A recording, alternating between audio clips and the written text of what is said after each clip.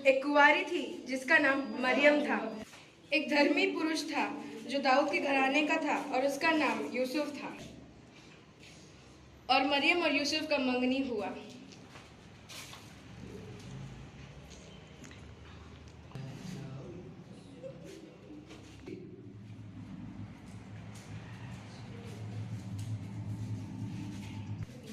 यीशु मसीह का जन्म इस प्रकार हुआ। जिब्राइल स्वर्गदूत गलील के नाजरत नगर में एक कुंवारी के पास भेजा गया था। उस कुंवारी का नाम मरियम था।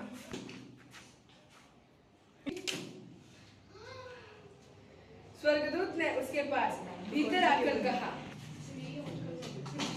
मरियम, आनंद और जय तेरी ही हो, जिस पर ईश्वर का अनुग्रह हुआ है, प्रभु तेरे साथ है। भयभीत न हो, क्योंकि परमेश्वर का अनुग्रह तुझ पर हुआ है।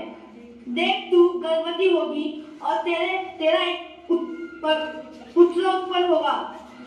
तू उसका नाम यीशु रखना।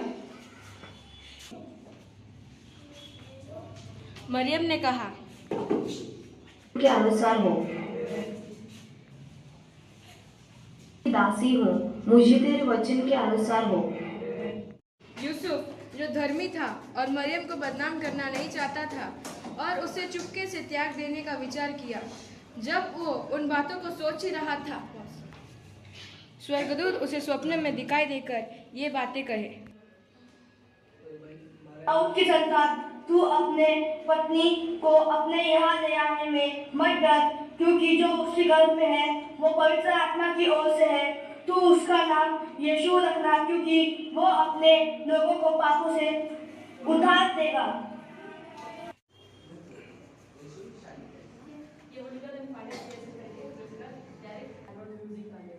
उस देश में कितने गडरिये थे जो रात को मैदान में रहकर अपने झुंड का पहरा देते बैठे थे। प्रभु का एक दूत उनके पास आ खड़ा हुआ।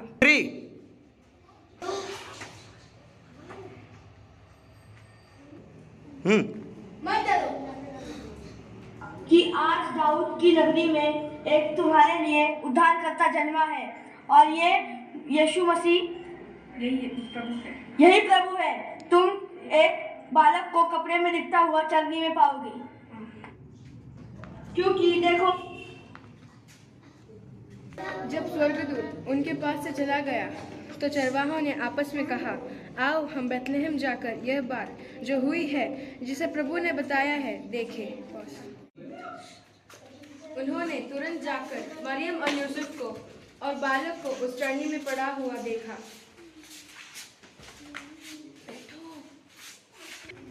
और एक बार सीधा बैठो। देखकर वह बात जो इस बालक के विषय में उनसे कह गई थी प्रकट की, और सब सुनने वाले बातों से जो चरवाहों ने उनसे कही आश्चर्य किया। और चरवाहों जैसे ही उनसे कहा गया था वैसा ही सब सुनकर और देखकर परमेश्वर की महिमा और स्तुति करते हुए लौट गए। उठो,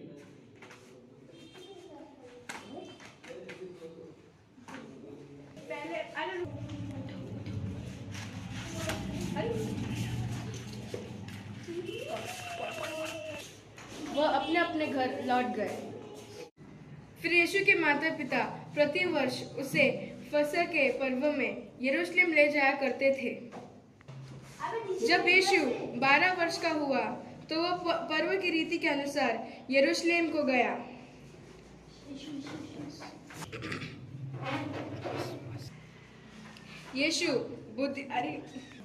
यीशु बुद्धि और ढील डौल में और परमेश्वर मनुष्य के अनुग्रह में बढ़ता गया। उन दिनों में यूहन्ना बपतिस्मा देने वाला आकर यहूदियों के जंगल में यह प्रचार करने लगा, मन फिराओ, स्वर्ग का राज्य निकट है। मन फिरा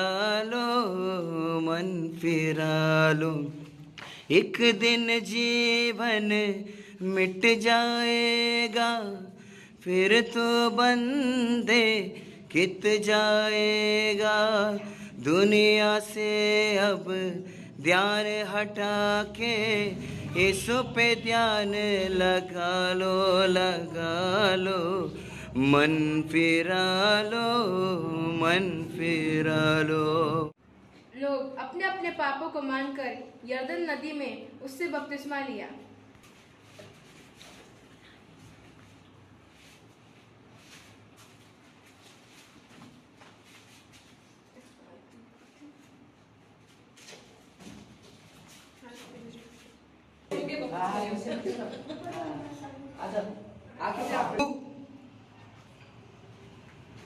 मैं तुम्हें पानी से बपतिस्मा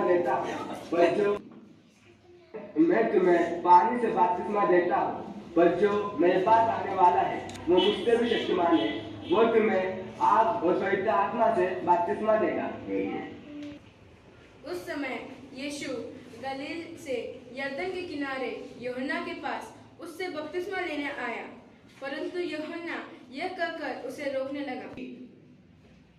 प्रभु, मुझे तो तेरे हाथ से बपतिस्मा लेने की जरूरत है और तू मेरे पास आया है। अब तो ऐसा ही होने दे, क्योंकि हम इसी रीति से सब धार्मिकता को पूरा करना उचित है। तब यूहन्ना ने यीशु को बपतिस्मा दिया। यीशु को बपतिस्मा दिया और यीशु बपतिस्मा लेकर तुरंत पानी से ऊपर आया और देखो, उसके लिए आकाश खुल गया और उसने परमेश्वर की आत्मा को कबूतर के समान उतरते और अपने ऊपर आता देखा। यह मेरा प्रिय पुत्र है, जिससे मैं अत्यंत प्रसन्न हूँ। जोर से। तब आत्मा यीशु को जंगल में ले गया। वह 40 दिन और 40 रात निराहार रहा। तब उसे भूख लगी। तब परखने वाले ने यीशु के पास आकर कहा, यदि तू परमेश्वर का पुत्र है तो इस पत्थर को आज्ञा दे और ये तेरे लिए रोटी बन जाएगी। तब यीशु ने उत्तर दिया, दूर हो जा, क्योंकि लिखा है, मनुष्य केवल रोटी ही से नहीं, परंतु हर एक वचन से जो परमेश्वर के मुख से निकलता है जीवित रहेगा। शैतान ने ऐसे यीशु का परीक्षा 2 बार लिया और यीशु ने वचन के अनुसार शैतान को उत्तर देकर उसे पराजित किया। तब शैतान उसके पास से चला गया और देखो, स्वर्गदूत आकर उसकी सेवा करने लगे। उसने गलील की झील के किनारे फिरते हुए 2 भाइयों को, अर्थात शिमोन जो पतरस कहलाता है और उसके भाई आंद्रियास को झील में जाल धोते देखा, क्योंकि वे मछुए थे। और यीशु उनके पास गया। पतरस, मेरे पीछे हो ले, मैं तुझको मनुष्य का पकड़ने वाला बनाऊंगा। वे तुरंत उसके पीछे हो लिए। यीशु ने अपने लिए ऐसे 12 चेले चुने। यीशु जंगलों में और पहाड़ों में रात भर अकेले प्रार्थना किया करता था और दिन में प्रचार करता था। हाँ ठीक है, चालू किया। वे जो मन के दीन है, क्योंकि स्वर्ग का राज्य उन्हीं का है। धन्य है वे जो मेल कराने वाले हैं, क्योंकि वे परमेश्वर के पुत्र कहलाएंगे।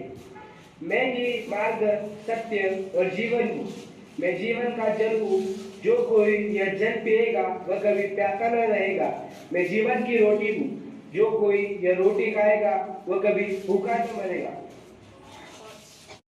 यीशु सारे गलील में फिरता हुआ उनके आराधनालय में उपदेश करता और राज्य के सुसमाचार प्रचार करता और लोगों की हर प्रकार की बीमारी और दुर्बलता को दूर करता रहा। अंधों को दृष्टि दी। हे दाऊद की संतान, मुझ पर दया कर, मैं देखना चाहता हूँ। क्या तेरे विश्वास ने तुझे चंगा किया? हे प्रभु, मैं देख सकता हूँ। धन्यवाद। फिर से प्रभु, मैं सुनना चाहता हूँ। क्या सुनने लग? अरे कान में फूंकना मैं है। सुन सकता हूँ। हे प्रभु, मुझ पर दया कर, मैं चलना चाहता हूँ। उठ, अपनी खाट उठा और चल फिर। देखो, मैं चल सकता हूँ। देखो, मैं चल सकता हूँ। मैं चल सकता हूँ। यही हमारा यीशु मसीह है जो हमारे लिए इस दुनिया में आया और हमारे पापों के लिए मारा गया, गाड़ा गया और तीसरे दिन फिर हमारे लिए जी उठा। इस यीशु मसीह के लिए जोरदार तालियां।